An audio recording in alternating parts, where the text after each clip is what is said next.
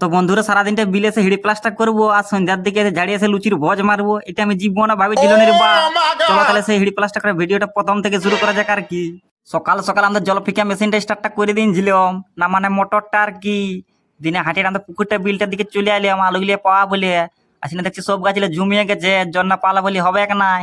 টানকা কোদালটা নিয়ে সব বিলগুলো জলগুলো পয়েন দিলাম আর ঘরের দিকে আছে না আমার পুরাতন দাঁতিলে একটা রোগাড়ি নিলাম।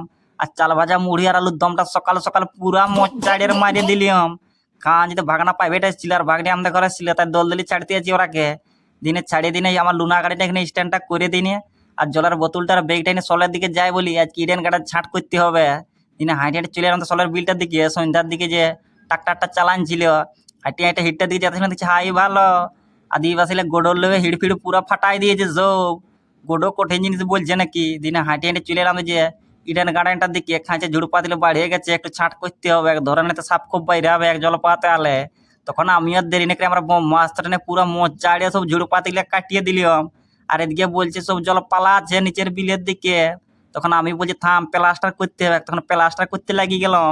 একটু পরে খাঁচিয়ে ভোকাতে ছিল, তো বলি না খালের হবে না। আর আমার মা শুকনি লুচি দমে চিবে আছে সেই ধারে, দাদা যে দুটি ভাত খাই রাখি দিয়েছিল, তখন আমি আর দেরি না করেছে দুপুরটা পুরা বিলে দবাড়ের মারি দিলাম।